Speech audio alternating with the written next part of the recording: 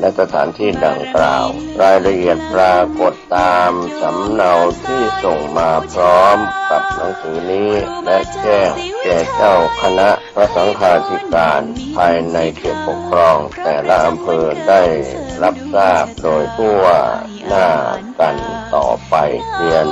มาด้วยความนับถือพระพรหมเสนาบดีเจ้าคณะภาค7สำนักงานเจ้าคณะภาค7กรุงเทพมหานครก็เป็นข่าวเพื่อการประชาสัมพันธ์คณะสงฆ์คณะศิษย์คณะศรัทธาของพระครูวิจิตรศิราภรณ์ประเสริฐเจ้าวาดวัดบางสิงห์คำเจ้าคณะตำบลป่าแดดอำเภอเมืองเชียงใหม่จังหวัดเชียงใหม่จะได้เข้ารับตำแหน่งรองเจ้าคณะอำเภอเมืองเชียงใหม่22 สิงหาคมพุทธศักราช 2567 เวลา 9:30 น.เป็นต้นไปณวัดบางสิงห์คำตำบลป่าแดดอำเภอเมืองเชียงใหม่จังหวัดเชียงใหม่คณะสงฆ์คณะศิษย์คณะศรัทธาได้ร่วมอนุโมทนาแสดงมุทิตาโดยทั่วหน้ากัน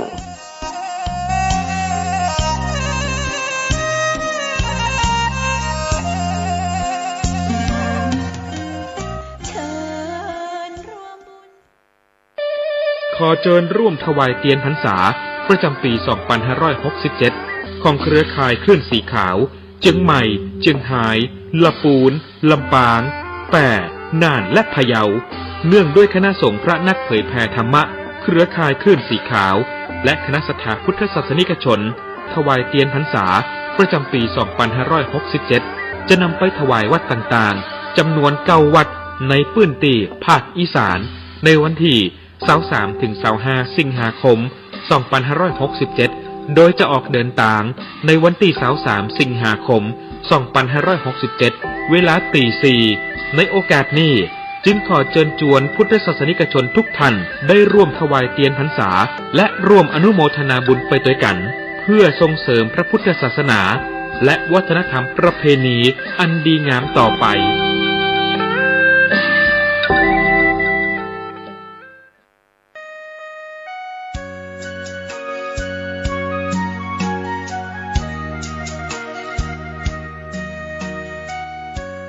ข่าวสารเพื่อการประชาสัมพันธ์จัดธรรมสัญจรฟังธรรมในช่วงเทศกาลเข้าพรรษาปีพุทธศักราช 2567 ครั้งที่ 1 เดินทางไปยังวัดฝายหินตำบลสุเทพอำเภอเมืองเชียงใหม่จังหวัดเชียงใหม่ตรงกับวันอาทิตย์ที่ 25 สิงหาคม พุทธศักราช 2567 เวลา 19 นาฬิกาฟังพระธรรมเทศนา1 กันครั้งที่ 2 ธรรมสัญจรณมูลนิธิสถาบันครูบาเจ้าศรีวิชัยตรงกับวันอาทิตย์ที่ 15 กันยายน พุทธศักราช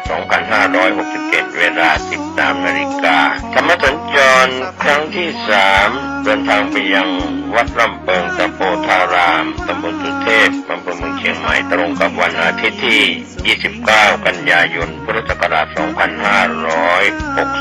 เวลา 19 นาฬิกาฟังพระธรรมเทศนา1 กันก็เป็นมติคณะสงฆ์ตำบลสุเทพเทศบาลตำบลสุเทพอำเภอเมืองเชียงใหม่จังหวัดเชียงใหม่ธรรมสัญจรในช่วงเทศกาลเข้าพรรษา3 ครั้งครั้งที่ 1 ณ วัดฝายหินวันอาทิตย์ที่ 25 สิงหาคมครั้งที่ 2 ณ มูลนิธิสถาบันครูบาเจ้าศรีวิชัยวันอาทิตย์ที่ 15 กันยายน เวลา 13 นาฬิกาครั้งที่ 3 ณ วัดร่ำเปิงตะโพธารามวันอาทิตย์ที่ 29 กันยายน เวลา 19 นาฬิกาทั้ง 3 ครั้งนี้วัดฝายหินมูลนิธิสถาบันครูบาเจ้าศรีวิชัยและวัดร่ำเปิงก็เชิญชวนท่านได้ร่วมฟังเทศน์ฟังธรรมตามวันเวลาสถานที่ดังกล่าวได้บุญได้กุศลโดยทั่วหน้ากันพี่น้องทั่วท้องทุกถิ่นที่มาได้สักการะบูชาพระทักษิณาศาสดาของเราทรงใจถึงกัน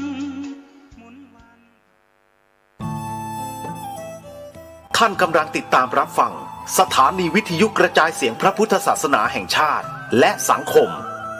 คลื่นเพื่อการศึกษาพระพุทธศาสนาและวัฒนธรรมระบบ FM 104.5 เมกะเฮิรตซ์รายการต่อไปเป็นรายการคดีโลกคดีธรรม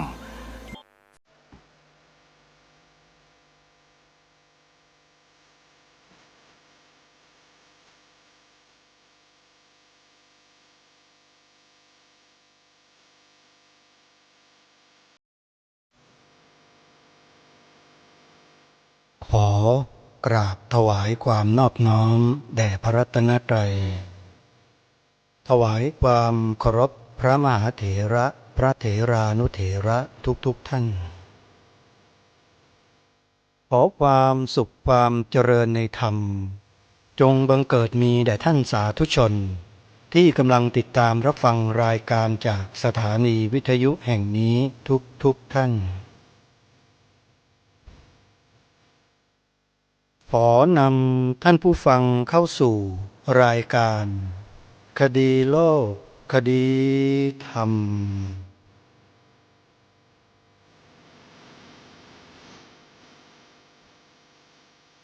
พบกันวันนี้วันแรม1 ค่ำเดือน 9วันนี้ตรงกับวันอังคารที่20สิงหาคมพระพุทธศักราช2567รายการคดีโลกคดีธรรมมีให้ท่านผู้ฟังติดตามรับฟังกันเป็นประจำทุกวันในเวลาต่างๆไม่ว่าจะเป็นในช่วงเวลา 9 นาฬิกา 10 นาฬิกา 11 นาฬิกา 13 นาฬิกาและ 1 นาฬิกาในแต่ละวันในวันหนึ่งท่านสามารถติดตามรับฟังรายการนี้ได้5 เวลาตามแต่ท่านผู้ฟังจะสะดวกเวลาไหนก็สามารถเปิดรับฟังในเวลาดังกล่าวได้ในช่วงเวลา 9 นาฬิกานั้นรายการคดีโลกคดีธรรมออกอากาศทางสถานีวิทยุวัดหนองกายตำบลสันป่ายางอำเภอแม่แตงจังหวัดเชียงใหม่ที่คลื่น FM 99.75 เมกะเฮิรตซ์วัดอารามมงคลตำบลยางตลาดอำเภอยางตลาดจังหวัดกาฬสินธุ์ FM 89 เมกะเฮิรตซ์วัดศรีอุดมวงศ์ตำบลศรีสงครามอำเภอวังสะพุงจังหวัดเลย FM 101.75 เมกะเฮิรตซ์ในเวลา 10 นาฬิการับฟังได้ที่สถานีวิทยุวัดป่าจริยธรรมตำบลนาดอกคำอำเภอนาด้วงจังหวัดเลย FM 96.50 เมกะเฮิรตซ์และวัดสามชุกตำบลสามชุกอำเภอสามชุกจังหวัดสุพรรณบุรี FM 100.25 เมกะเฮิรตซ์ในเวลา 11 นาฬิการับฟังได้อีกครั้งหนึ่งทางสถานีวิทยุวัดฝายหินตำบลสุเทพอำเภอเมืองจังหวัดเชียงใหม่ FM 104.50 เมกะเฮิรตซ์เวลา 13 นาฬิการับฟังได้อีกครั้งทางสถานีวิทยุวัดบ้านปลาคูนตำบลท่าหาดยาวอำเภอโพนทรายจังหวัด101คลื่น FM 104.50 เมกะเฮิรตซ์และในเวลา 1 นาฬิกากลางดึกสามารถรับฟังได้อีกครั้งหนึ่งทางสถานีวิทยุวัดฝายหินตำบลสุเทพอำเภอเมืองจังหวัดเชียงใหม่ขออนุโมทนาบุญกับท่านผู้ฟังทุกท่านที่ร่วมกันติดตามรับฟังรายการคดีโลกคดีธรรมสาระและประโยชน์อะไรก็แล้วแต่ที่เกิดขึ้นจากการดำเนินรายการนี้ข ขอให้ท่านผู้ฟังทุกท่านจงได้รับอานิสงส์ผลแห่งคุณงามความดีนั้นด้วยกันทุกท่านทุกคนนะโยมนะรายการคดีโลกคดีธรรมกำลังนำเสนอเนื้อหาสาระในประวัติศาสตร์ทางโบราณคดีที่ยังไม่มีการรับรองอย่างเป็นทางการแต่มีผู้ที่เสียสละทำการสืบค้นร่องรอยทางประวัติศาสตร์อันยาวนานบนผืนแผ่นดินที่เราอาศัยอยู่กันนี้ซึ่งมีอายุระยะเวลาของการค้นพบประมาณ 5,000 ถึง 6,000 ปีท่านผู้ฟังก่อนพุทธกาลด้วยซ้ำไปและเรื่องราวต่างๆที่ถูกบันทึกจารึกไว้บนแผ่นกระเบื้องจานที่เมืองคูบัวจังหวัดราชบุรีที่ท่านเจ้าคุณพระราชกวีอ่ำธรรมทัตโตจากวัดโสมนัสวิหารได้ทำการรวบรวมถอดความไว้เป็นรูปเล่มของหนังสือที่มีชื่อว่าพุทธศาสนสุวรรณภูมิปกรณ์ก็มีผู้คนได้ทำการศึกษาค้นคว้าหาอ่านแล้วก็ใจดีนำมาจัดทำเป็นคลิปวิดีโอแล้วก็เผยแพร่ในโลกโซเชียลทำให้พวกเราได้รู้ข้อมูลเหล่านี้กันต้องขออนุโมทนาขอบคุณช่องแนนสระบุรีและช่องสารคดีวัฒนธรรมประเพณีและความเชื่อที่ได้นำข้อมูลหลักฐานเหล่านี้มาเผยแพร่ให้พวกเราคนไทยได้รับรู้ร่วมกันด้วยแต่ไม่ใช่แค่รู้อย่างเดียวท่านผู้ฟังไม่พอเราจะต้องทำการสืบค้นหาข้อมูลและหลักฐานเพิ่มเติมฟังความของผู้อื่นที่เขาอ้างอิงหลักฐานทางประวัติศาสตร์ต่างๆมากมายซึ่งมีอยู่ในโลกโซเชียลเนี่ยเยอะแยะไปหมดขอให้เรานั้นศึกษาหาความรู้จากท่านเหล่านั้นกันความแตกต่างข้อแตกต่างข้อสันนิษฐานหลักฐานที่ยืนยันอะไรต่างๆเนี่ยจะบ่งบอกและสามารถนำมาเทียบเคียงกับสิ่งที่เรากำลังสดับรับฟังอยู่นี้ได้อันนี้คือการศึกษาจะไม่มีปัญหาเรื่องทะเลาะเบาะแว้งกันเพราะทุกคนต้องการความรู้ทีนี้ความรู้นั้นจะสรุปลงได้ยุติลงได้นั้นจะต้องมีผู้รู้จริงๆมาตัดสินว่าสิ่งที่มีปรากฏให้เราเห็นให้เราทราบให้เรารู้อยู่นี้อันไหนเป็นของแท้เป็นของจริงและสามารถที่จะเชื่อมโยงเอาประวัติศาสตร์ในสมัยโบราณในอดีตเนี่ย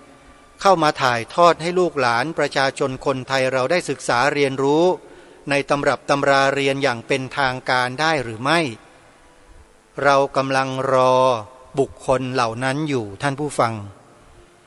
สิ่งเหล่านี้ไม่สูญเปล่าและไม่เสียหายเลยกับการที่เรามานั่งฟังนั่งดูศึกษาเรียนรู้ประวัติความเป็นมาในอดีตของผู้คนสมัยก่อนว่าเขามีวิถีชีวิตมีวัฒนธรรมประเพณีวิธีคิดความเชื่อความศรัทธาเกี่ยวกับเรื่องลัทธิความเชื่อหรือศาสนาใดเพื่อจะนำมาปรับปรุงและพัฒนาศึกษาเรียนรู้ในปัจจุบันเพื่อนำไปสู่ความเจริญรุ่งเรืองมั่งคั่งและมั่นคงในอนาคตได้ประวัติศาสตร์มีประโยชน์อย่างนี้ท่านผู้ฟังใครบอกว่าประวัติศาสตร์คือเรื่องราวที่ผ่านมาแล้วไม่มีประโยชน์ไม่ต้องไปศึกษาเล่าเรียนไปก็เท่านั้นแหละนู่นไปเรียนของฝรั่งนู่นฝรั่งเขาสมัยใหม่กว่าถ้ามีคนมาพูดในลักษณะเช่นนี้ก็ให้เราพิจารณากันเองนะโยมพิจารณาตัดสินใจกันเองนะว่าจะไปเป็นขี้ข้าฝรั่งกันหรือเปล่าอันนี้พูดจากันแบบตรงๆภาษาคดีโลกคดีธรรมนะเพราะว่าพูดอ้อมค้อมกับใครเขาไม่ค่อยเป็นหรอกเพราะว่าเป็นลูกหลานไทยโยมไม่ใช่เป็นลูกหลานทาส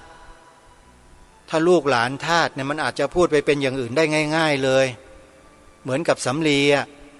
เวลาลมพัดมาทางเหนือมันก็ปลิวไปทางใต้เวลาลมพัดจากมาทางใต้มันก็ปลิวขึ้นไปทางเหนือไอ้พวกสำลีเนี่ยมันเชื่อถือไม่ได้อะมันลอยไปลอยมาแต่บรรพบุรุษไทยของเราบรรพชนไทยของเราเนี่ยอาตมามั่นใจนะว่าท่านเหล่านั้นไม่ใช่สำลีอะแต่ท่านเป็นดุจเสาระเนียดอันนี้เป็นภาษาทางพระพุทธศาสนานะที่พระเจ้าพระสัมมาสัมพุทธเจ้าตรัสสอนเหล่าสาวกดุจเสาระเนียดถ้าอุปมาเหมือนกับในปัจจุบันนี้ก็น่าจะเป็นเสาตอหม้อทางด่วนใหญ่ๆโตๆนะโยมนะที่ไม่มีวันที่จะขยับขยื่นได้คือมั่นคงและถาวรมากจนกว่ามันจะหมดอายุเสื่อมไปเองก็ไม่รู้กี่ร้อยปีเหมือนกันบรรพชนไทยบรรพบุรุษไทยเราแข็งแกร่งมั่นคงดุจเสาระเนียดไม่ได้เป็นสำลีลอยไปลอยมาตามลมนี่คือข้ออุปมาอุปไมยก็เหมือนกับคนที่หูเบาเชื่ออะไรง่ายหลงได้ง่ายไม่มีปัญญาที่จะคิดเองพิจารณาด้วยตนเองใครว่าอะไรมาก็เชื่อก็หลงเขาหมดแถมยังมาเหยียบย่ำทำลายของบรรพชนบรรพบุรุษของตนเองอีกด้วยมันก็มีอยู่เหมือนกันลักษณะเช่นนี้ก็เลยอยากจะชักชวนพวกเราคนไทยเนี่ยให้มาช่วยกันศึกษาเรื่องราวในอดีตสมัยโบราณของบรรพบุรุษของเราที่อาศัยอยู่บนผืนแผ่นดินนี้มาช้านานหลายพันปีแล้วซากปรักหักพังโบราณต่างๆที่ทับถมอยู่ใต้ดินจำนวนมากมายมหาศาลที่มีการขุดค้นพบกันเยอะแยะแล้วเราจะบอกว่าไม่จริงได้ยังไงก็มันยอมจำนนกันด้วยหลักฐานแล้วเอาอย่างบ้านเชียงทางอีสานอุดรอย่างเงี้ยมีอายุ 4,000 กว่าปีอย่างเงี้ยโยมพงตึกที่จังหวัดกาญจนบุรีเนี่ยอายุเนี่ยมากกว่า 2,000 3,000 4,000 ปีแล้วมั้งแล้วยังมียาวไกลไปกว่านั้นอีกที่ค้นพบในดินแดนแถบนี้มันเป็นอะไรที่มันสูญหายไปแล้วก็ไม่มีการนำมาเผยแพร่ไม่มีการมาทำเป็นตำรับตำราเรียนให้ลูกหลานไทยเราเลยถูกปกปิดถูกเก็บถูกซ่อนเร้นถูกบรูลี่ถูกอะไรต่างๆมากมายอย่างที่ท่านเจ้าคุณพระราชกวีอ่ำธรรมทัตโตท่านเขียนบทคำนำมาไว้ในหนังสือพุทธศาสนสุวรรณภูมิปกรณ์โยมไปอ่านดูไปฟังดูอีกรอบหนึ่งเถอะท่านว่าไว้เจ็บนะเจ็บลึกๆเลยเหมือนกับเพลงของใครไม่รู้ที่ร้องว่าเจ็บลึกอีกนานอะไรนั่นน่ะอาตมาก็จำไม่ได้แล้วเจ็บนะฮะท่านเขียนไว้เนี่ยโดนจริงๆโดนมากเลยกับคนที่ดูถูกดูหมิ่นบรรพบุรุษตัวเองเนี่ยโดนเต็มๆฮะไม่ว่าใครก็ตามเถอะที่ไปเขียนกล่าวหาว่าท่านเป็นคนลวงโลกอะไรต่างๆเนี่ยแล้วก็บอกว่าเอาของปลอมมาแอบอ้างอย่างนู้นอย่างนี้คือเขาหาว่ากระเบื้องจานเนี่ยเป็นของปลอมโยมแล้วถึงขนาดว่าไปผลิตไปทำกันเองขึ้นมาฮะแล้วก็ไปส่งไปให้ฝรั่งดูว่านี่ไงกระเบื้องจานที่บ้านครูบัวที่เขาว่ากันมันเป็นของปลอมฝรั่งเห็นก็ฝรั่งก็เชื่อสิก็คนโกหกนี่คือเรื่องที่มีปรากฏอยู่ในหนังสือพุทธศาสนสุวรรณภูมิปกรณ์ในบทคำนำของท่านเจ้าคุณพระราชกวีอ่ำธรรมทัตโตวัดโสมนัสวิหาร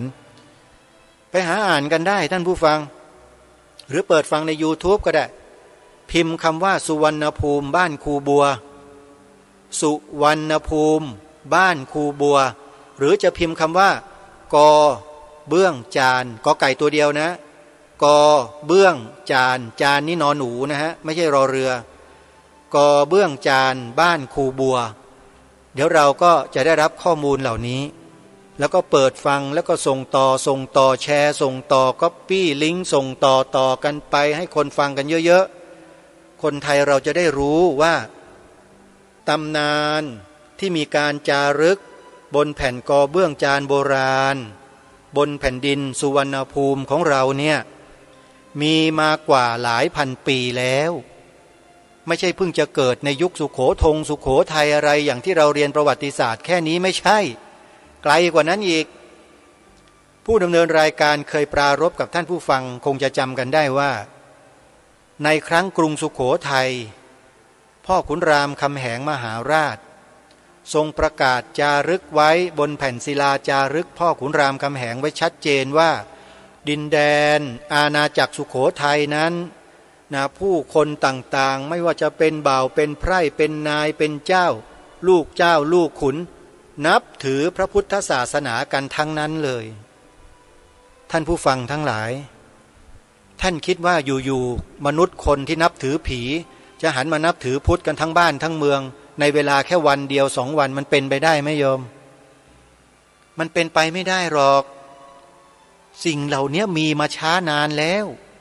คือคำสอนของพระสัมมาสัมพุทธเจ้าเนี่ยกลาดเกลื่อนอยู่ในยุคก่อนกรุงสุโขทัยอีกไม่รู้กี่พันปีเขามีมานานแล้วมีจารึกในแผ่นกอเบื้องจานท่านไปอ่านไปฟังกันดูเถอะหรือไปหาศึกษาอ่านในหนังสือของท่านเจ้าคุณเจ้าคุณพระราชกวีนี่แหละแล้วท่านจะทราบข้อมูลในนั้นชัดเจนเลยสืบเชื้อสายพุทธวงศ์กันมาตั้งแต่พระกากุสันโธโกนาคมโนกัสสโปเป็นที่กล่าวขานร่ำลือบันทึกจารึกกันไว้ในนี้ทั้งหมดตั้งแต่มนุษย์ยุคต้นกับขุนสวงนางสางเนี่ยอย่างที่เราฟังกันมาเนี่ยแท้ๆก็คือพรหมลงมาบนโลกมนุษย์แล้วก็เอานิ้วจิ้มง้วนดินแล้วก็มาดูดกินแล้วรสมันก็แผ่ซ่านไปร่างกายประพัดสอนคือรัศมีที่ตนเองเคยมีอยู่ก็เสื่อมไปแล้วก็กลายมาเป็นมนุษย์คู่แรกของโลกไม่รู้ว่าทางศาสนาอื่นๆเขาก็เอาขโมยคัดลอกเอาไปเขียนเป็นตำรับตำราสอนศาสนาของเขาหรือเปล่าก็ยังไม่แน่ใจเลยเพราะมันคล้ายคลึงกันแต่ไม่เหมือนนะไม่เหมือน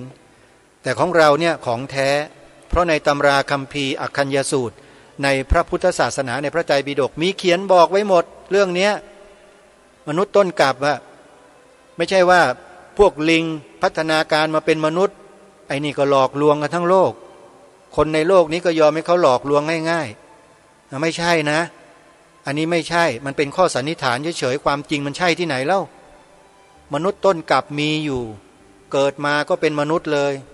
เกิดแบบโอปปาติกะคือลงมาจากชั้นพรหมแล้วก็มาสู่โลกมนุษย์แล้วภาวะของความเป็นพรหมก็เปลี่ยนแปลงไปโดยธรรมชาติใช้ระยะเวลากี่หมื่นปีกี่แสนปีเราไม่รู้เพราะอายุของพรหมเนี่ยอายุยืนมากใช่ไหมเล่าเป็นหลายพันปีหลายพันล้านปีนะโยมไม่ใช่ว่าอายุแค่ปี2 ปี100-200 ปีอย่างเรานะอย่าเอาประทัดฐานเราไปวัดท่านเท้ามหาพรหมเทพพรหมประภัสรพรหมอะไรต่างๆเนี่ยอายุยืนมากเป็นหลายล้านปีและแผ่นดินในโลกมนุษย์เนี่ยมันมีการเปลี่ยนแปลงอยู่ตลอดตามสภาพภูมิประเทศภูมิศาสตร์ต่างๆซึ่งนักวิทยาศาสตร์ก็ทำการวิเคราะห์วิจัยศึกษาค้นคว้าไปในอดีตเขาก็ยืนยันแล้วว่าผิวโลกเราเนี่ยมันมีการเปลี่ยนแปลงอยู่ตลอดเพราะฉะนั้นในยุคต้นๆของโลกใบนี้พระพุทธเจ้า3 พระองค์ท่านลองคิดดูทรงอุบัติขึ้นมาในโลกเราเนี่ยผ่านมาแล้วนะ4 พระองค์นะฮะพระกากุสันโธพระโกนาคมโนพระกัสสโปพระโคตโมสัมมาสัมพุทธเจ้าทั้ง4 พระองค์และพวกเราเนี่ยลองนั่งนึกนั่งคิดกันให้ดีๆว่าพวกเราเนี่ยเป็นมนุษย์ที่มันโชคดีแค่ไหนเนี่ยที่ได้มาศึกษาเรียนรู้ได้มาฟังพระธรรมคำสอนของพระสัมมาสัมพุทธเจ้าที่ยังมีอยู่ในโลกท่านผู้ฟังลองคิดดูสิคนจำนวน 7-8 พันล้านในโลกใบนี้ไม่มีโอกาสที่จะได้มาศึกษาเล่าเรียนได้มาฟังธรรมแสดงธรรมจากครูบาอาจารย์ของเราแบบนี้ไม่ได้มานั่งเรียนพระบาลีเรียนพระไตรปิฎกอรรถกถาดีกาอย่างเราไม่มีถึงจะมีก็เพียงน้อยนิดเท่านั้นอย่างสมาคมบาลีปกรณ์ของประเทศอังกฤษอย่างเงี้ยก็ศึกษาค้นคว้าแบบนักวิทยาศาสตร์นักวิจัยการเผยแพร่หลักธรรมคำสอนออกไปสู่ประชาชนโดยทั่วทั้งแผ่นดินของอังกฤษเนี่ยเหมือนอย่างเรามีที่ไหนแล้วไม่มีใครอยากจะเรียนอยากจะรู้อยากจะดูศึกษาเอาเงินมาต้องเอาเงินไปจ้างเขาไปจ่ายเขานะ เรียนต้องเสียเงินนะโยมต่างประเทศเนี่ยศาสนาพุทธนะไปปฏิบัติคอร์สวิปัสสนาก็ต้องเสียเงินนะเป็นหมื่นๆ2-3 หมื่นนะคอร์สนึงอ่ะนี่คือเรื่องจริงนะฮะไม่ใช่เรื่องโกหกพระอาจารย์สมภพโชติปัญโยท่านก็พูดเอาไว้ฝรั่งลูกศิษย์ของท่านนิมนต์ให้พระอาจารย์ไปเปิดคอร์สต่างประเทศเขาบอกเงินดีปีหนึ่งได้ตั้งหลายแสนนะไม่ใช่ขออภัยเดือนหนึ่งฮะเดือนหนึ่งเนี่ยได้ตั้งหลายแสนนะพระอาจารย์ไปเหอะเผอิญว่าพระอย่างพระอาจารย์สมภพโชติปัญโยเนี่ยท่านไม่ใช่พระที่ยากจนนะฮะท่านร่ำรวยศีลสมาธิปัญญาโยมพระอาจารย์สมภพโชติปัญโยเนี่ยนะท่านรวยแล้วโยมรวยศีลสมาธิปัญญาซึ่งเป็นสมบัติอันล้ำค่ายิ่งกว่าเพชรทองเงินจินดาอะไรต่างๆมากมายมหาศาลเลยท่านไม่ได้ต้องการหรอกพวกลูกศิษย์ฝรั่งก็เลยไปหาคนอื่นไปนิมนต์พระที่อื่นไปเปิดคอร์สร่ำรวยกันมหาศาลทุกวันนี้เพราะฝรั่งมันมีแต่ความทุกข์หาทางออกไม่ได้ฝรั่งด้วยกันก็เก็บเงินฝรั่งด้วยกันแล้วก็มาให้เข้าคอร์สปฏิบัติวิปัสสนากรรมฐานซ้ายย่างหนอขวาย่างหนอเดินหนออะไรต่างๆเนี่ยต่างประเทศเสียตังค์นะโยมแต่ในเมืองไทยเปิดคอร์สอบรมฟรีๆเรียกแล้วเรียกอีกเชิญแล้วเชิญอีกประกาศแล้วประกาศอีกปรากฏว่ามีคนไปไม่ถึงไม่ถึง20 คนอย่างวัดป่าสะพาน2พระอาจารย์บัวเรียนพุทธสโรเนี่ยจะจัดงานอบรมวิปัสสนากรรมฐานนะเดือนต่อเดือนมีคนไปไม่ถึง20 คนโยมเรื่องจริงฮะบางคอร์สก็10 คน9 คน8 คนดูสิคนไทยเราเนี่ยเข้าทำนองใกล้เกลือกินด่างหรือเปล่า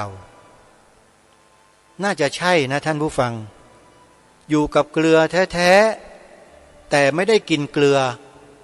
กลับได้กินแต่ด่างของเกลือคนที่กินเกลือมีอยู่ไม่กี่คนเองเกลือก็เยอะแยะเต็มบ้านเต็มเมืองไปหมดแต่ไปเก็บกินด่างเกลือหรือบางคนก็ไปเคี้ยวกระทอใส่เกลือซึ่งเป็นไม้ไผ่ปากฉีกฟันหักกันเข้าไปอีกคือชีวิตก็ล่มสลายไงมีของดีให้กินให้บริโภคแล้วเกิดประโยชน์ต่อร่างกายไม่กินหรอกไปกินของเสียของเน่าของบูดของเหม็นของปลอมเหมือนอย่างที่เขาชวนให้ไปกินกันอยู่ในโลกใบนี้ที่สื่อแมลงวันชักชวนอยู่ทุกวันอยู่นั่นนะท่านก็ไปดูเอาแล้วกันว่าเขาชวนอะไร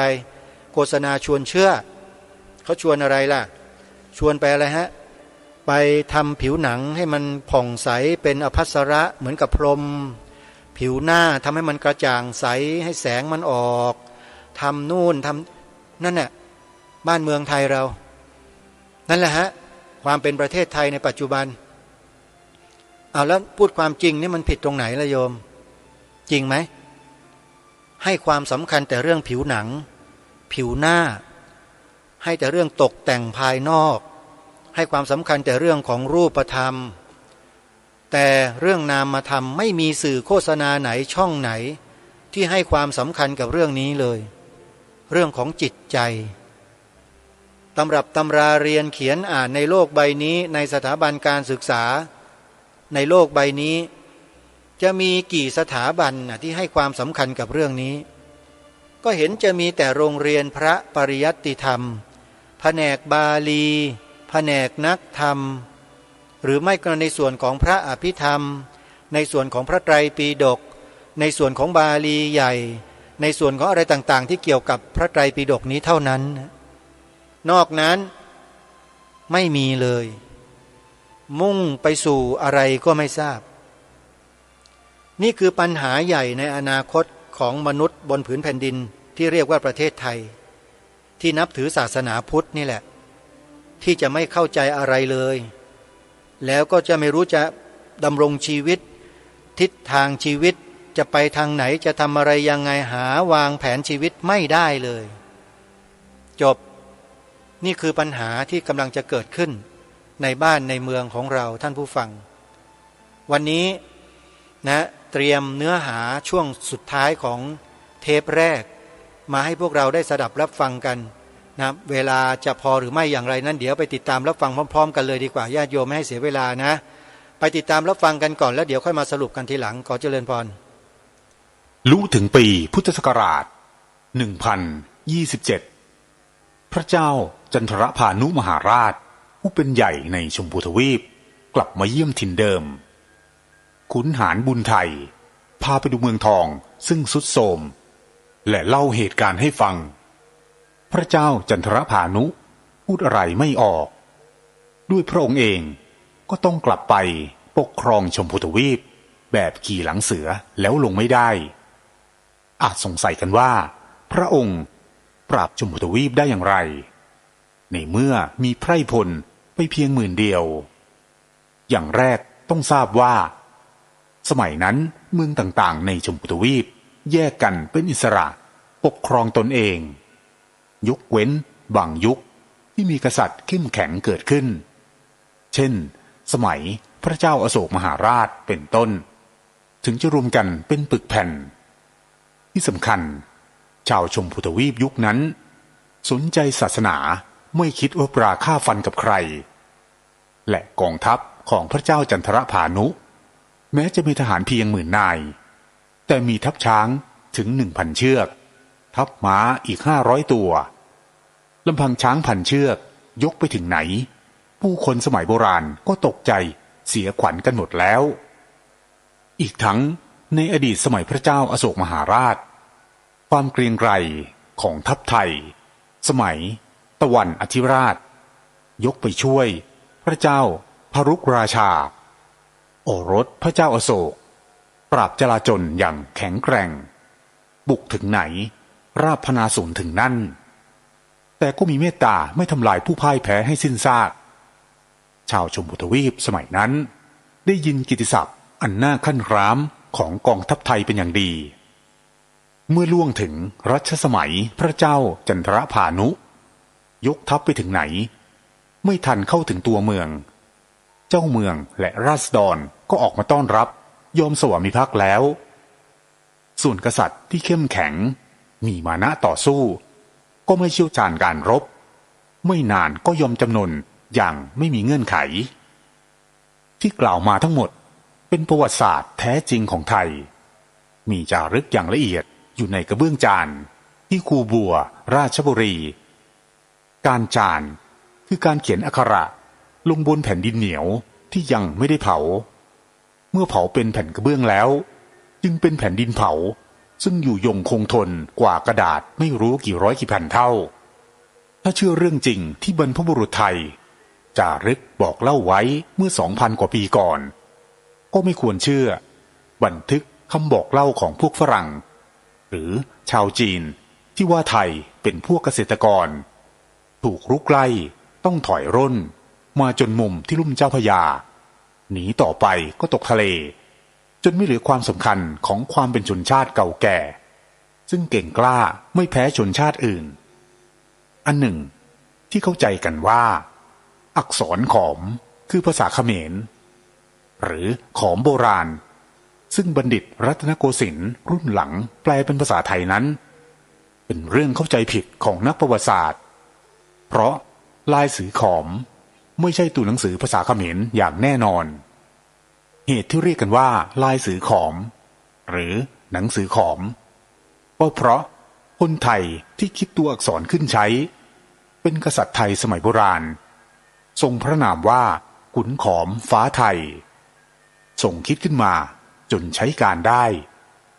แต่ลายสือขอมเกิดขึ้นหลังลายสือไทยโบราณ15 ปีผู้คิดลายสือไทยก็คือขุนลายสือไทยเป็นกษัตริย์ปกครองไทยเมื่อ 6,000 กว่าปีก่อนขุนขอมฟ้าไทยกับขุนลายสือไทยเป็นพระเชษฐาพระอนุชาคือเป็นพี่น้องกันแต่คนละพระมารดาทั้งสองพระองค์รักกันมากเสียสละให้กันได้แม้แต่อำนาจครองแผ่นดินลายสือทั้งสองอย่างนี้ก็ทรงช่วยกันค้นคิดประดิษฐ์ขึ้นมานักประวัติศาสตร์ชั้นหลังระบุว่าพ่อขุนรามคำแหงมหาราชเป็นบิดาแห่งลายสือไทยแ แต่ก็ชี้ให้เห็นเหมือนว่าพระองค์ไปเอาหนังสือมอญกับเขมรมาดัดแปลง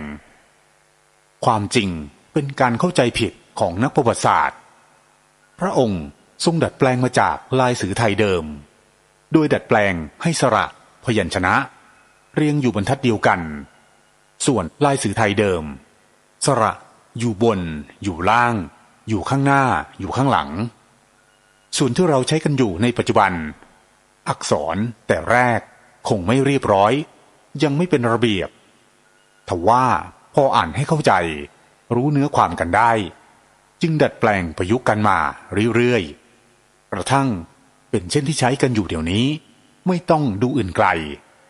ตัวอักษรที่เรียงร้อยเป็นถ้อยคำนับจากสมัยรัชกาลที่ 7ถึงต้นรัชกาลที่ 9ก็ผิดกับปัจจุบันมากเอาการอยู่เมื่อประมาณ 8-90 ปีผ่านมานี้ผู้เข้าอุปสมบทเป็นภิกษุในพระศาสนา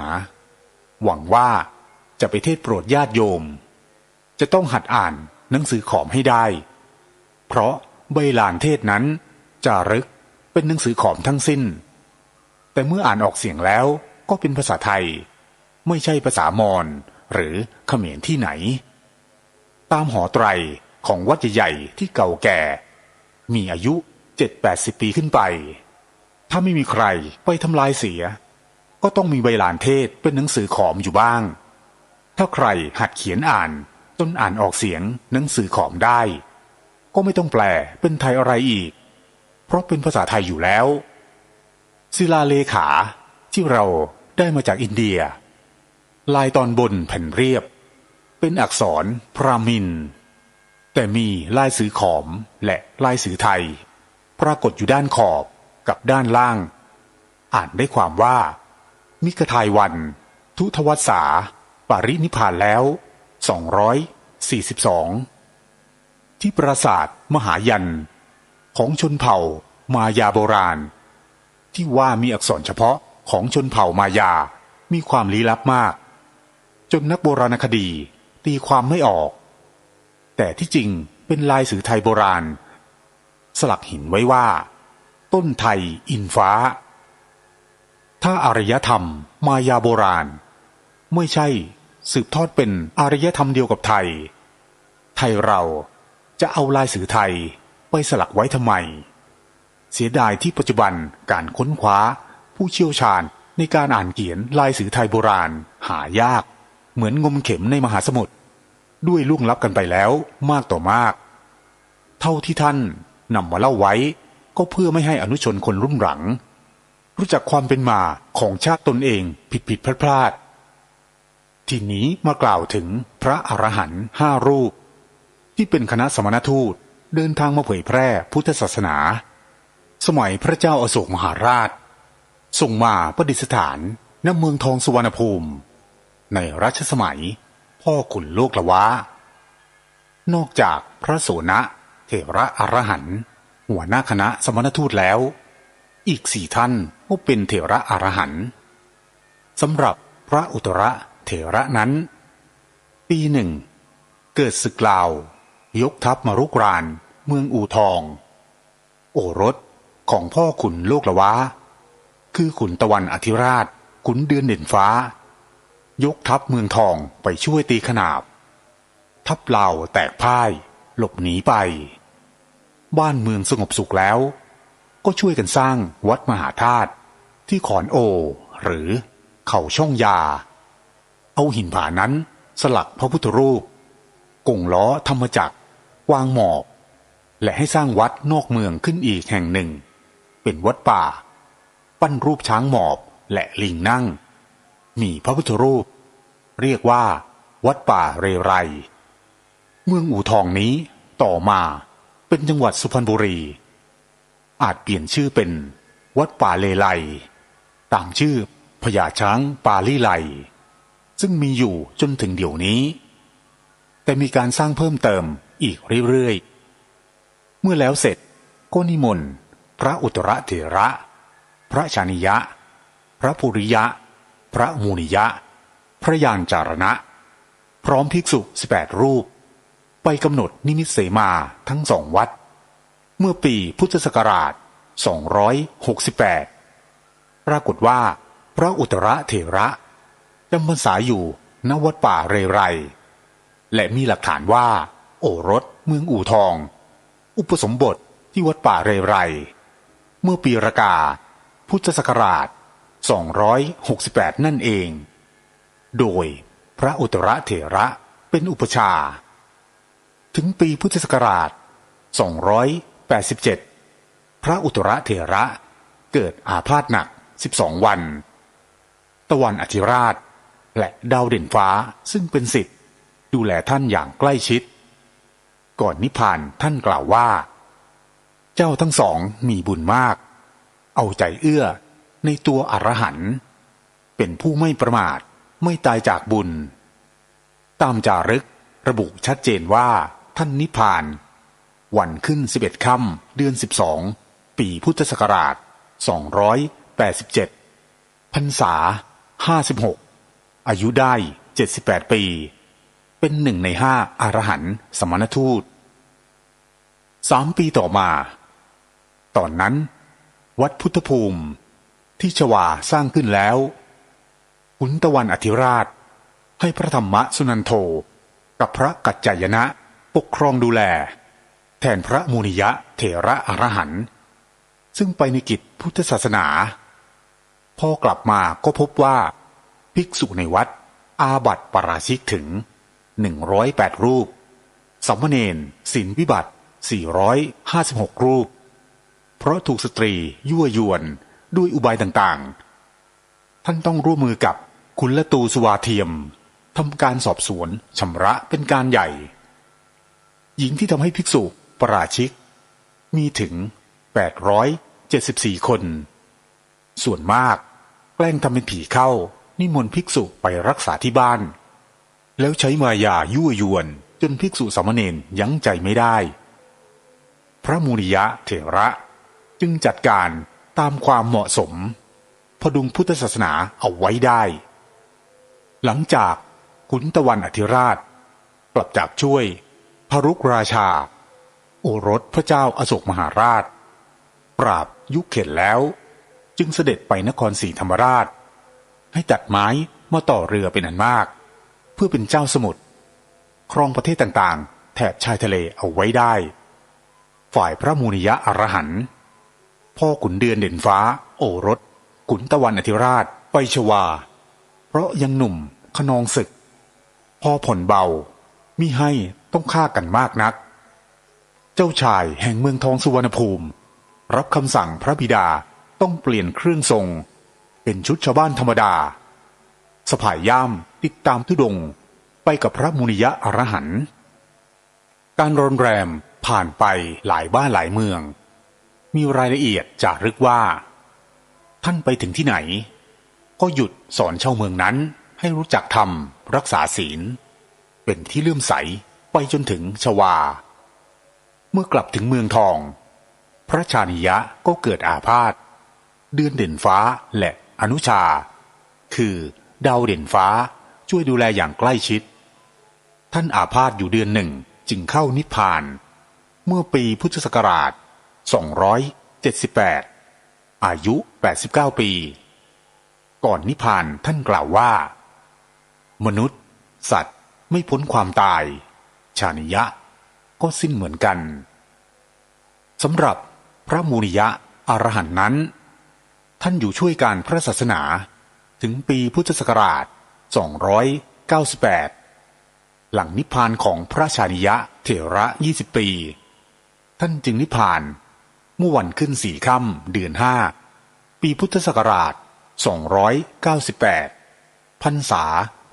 66 อายุได้ 86 ปีส่วนพระภูริยะอรหันต์นั้นเมื่อครั้งขุนตะวันอธิราชเสด็จไปสร้างไมตรีกับเพื่อนบ้านโดยไปถึงเมืองคแมเมื่อวันขึ้น1 ค่ำเดือน 3 ปีพุทธศักราช 282 พักอยู่ที่ชายทะเลแห่งหนึ่งขุนพญาแมนแม่ทัพเรือเมืองทองตามเสด็จไปด้วยให้ทหารเก่งทางน้ำจับปลาได้มากบรรทุกหลังช้างถึง32 เชือก เอาไปฝากเจ้าเมืองคแมร์คือขุนเมินแมนกับชายาคือนางแขนูพยมขุนเมินพนมก็ว่าพระโสนอรหันต์หัวหน้าคณะสมณทูตมาสั่งไว้ให้สร้างพนมมหาธาตุแล้วจะส่งพระมูนิยะอรหันต์มาตั้งศาสนาให้เวลาที่เมืองคแมร์ยังไม่มีภิกษุต่อมาได้ข่าวว่าพระภูริยะอรหันต์จะมาถึงเมืองคแมร์ในวันขึ้น2 ค่ำเดือน 5ปีนั้น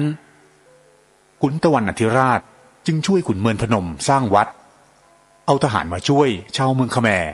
สร้างพระอุโบสถสร้างกุฏิ400 ห้องให้ภิกษุอยู่ทำกุฏิเรือนนอนสำหรับแม่ชีและสามเณรอยู่ต่างหากเมื่อพระภูริยะอรหันต์มาถึงแล้วก็กำหนดนิมิตเสมาในเดือน 6ปีพุทธศักราช282อุปสมบทภิกษุ25 รูปสามเณร75 รูปแม่ชี125 คนนับได้ว่าพระภูริยะอรหันต์เป็นผู้ตั้งพุทธศาสนาในเมืองคแมร์เป็นองค์แรกและแสดงให้เห็นว่าไทยเราไม่ใช่รับพุทธศาสนามาจากเขมรแต่ที่จริงเป็นฝ่ายอัญเชิญไปให้ปีนั้นเขมรเองยังไม่มีตัวอักษรใช้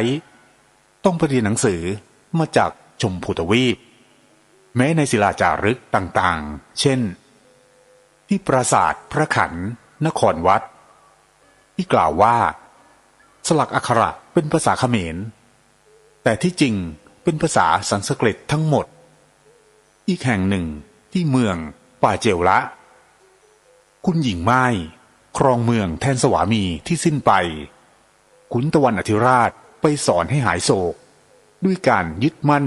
ในคุณพระพุทธพระธรรมพระสงฆ์ขุนหญิงที่เป็นไม้ชื่อละออฟเยียอยากให้มีพุทธศาสนามีภิกษุผู้สอนธรรมขุนตะวันอธิราชก็นิมนต์พระภูริยะอรหันต์พร้อมภิกษุมาตั้งวัดให้แล้วให้ภิกษุ5 รูปอยู่ประจำที่วัดพระภูริยะอรหันต์กลับมานิพพานที่เมืองทองสุวรรณภูมิขุนเดือนเด่นฟ้าดูแลใกล้ชิดตลอดเวลาที่ท่านอาพาธท่านเตือนว่าไม่ควรตายทั้งหลับ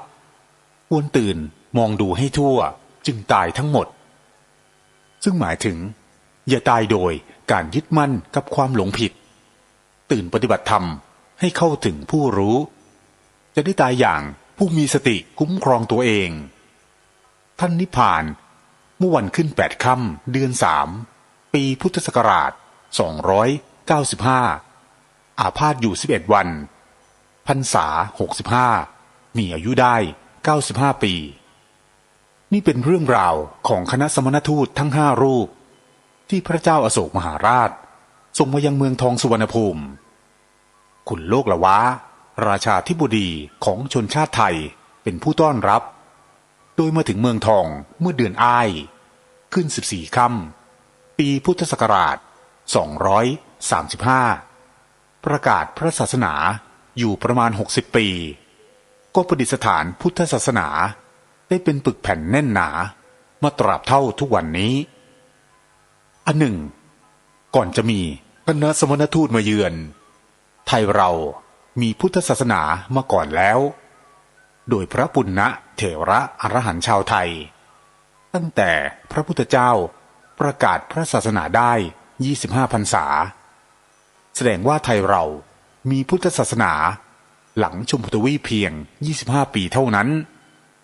ไม่ใช่ได้มาจากอิทธิพลของอินเดียหรือเขมรไม่เคยมาเป็นเจ้านายไทยเราเลยส่วนที่ว่า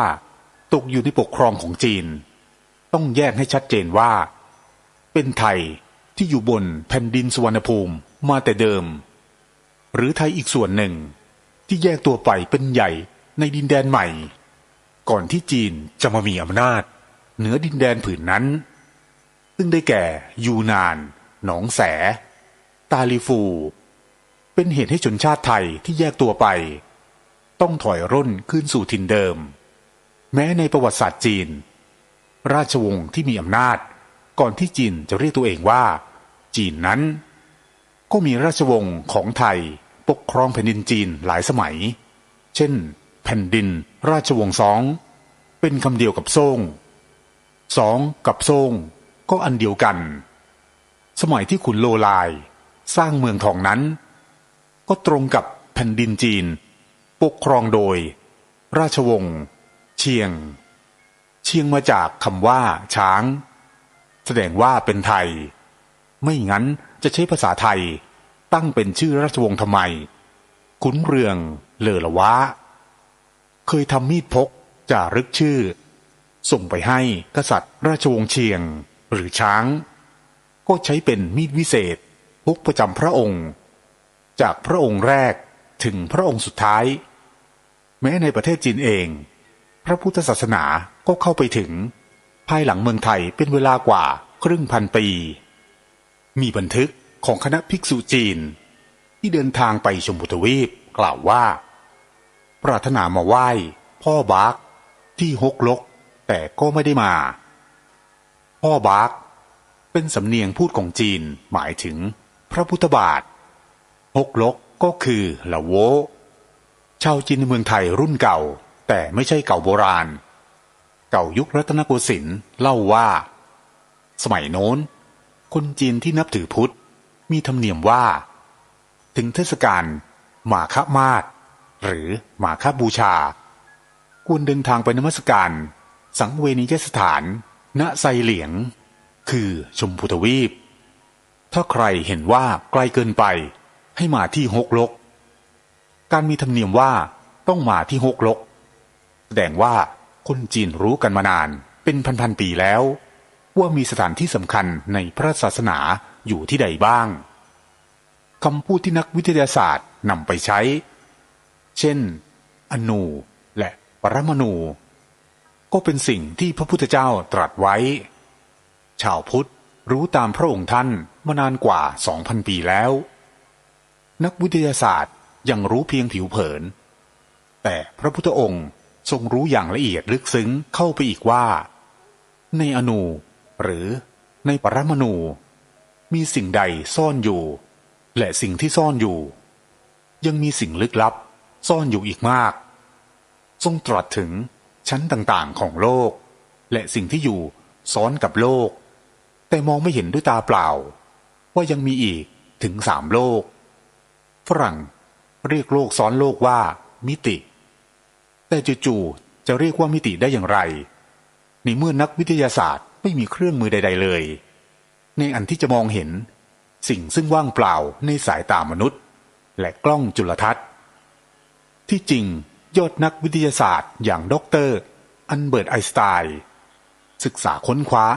พระธรรมคัมภีร์ไตรปิฎกและเชื่อแบบวิทยาศาสตร์ว่าสิ่งที่พระพุทธเจ้าทรงตรัสไว้ไม่ใช่หลักธรรมเพียงอย่างเดียวยังเป็นหลักความจริงทางวิทยาศาสตร์ด้วยเมื่อเชื่อในองค์ตรัสรู้ไอน์สไตน์จึงเชื่อว่าโลกซ้อนโลกมีจริงแล้วเรียกเป็นศัพท์วิทยาศาสตร์ว่ามิติตรงกับศัพท์ในพระศาสนาว่าภพหรือภูมิสิ่งที่มหัศจรรย์ยิ่งกว่านั้นคือพระพุทธองค์ทรงอย่างรู้ได้เองโดยไม่ต้องประดิษฐ์คิดค้น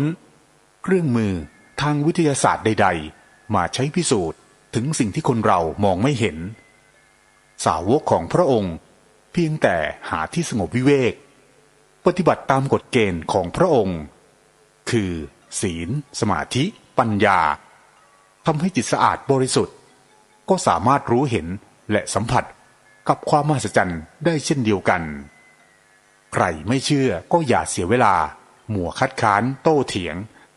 เพราะความสงสัยจะคลี่คลายไปได้ก็ต้องลงมือปฏิบัติด้วยตนเอง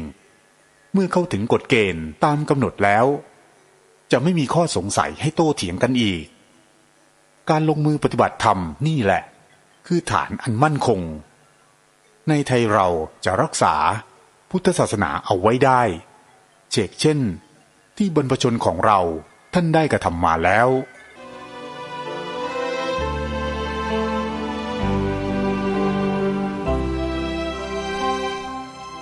หมดเวลา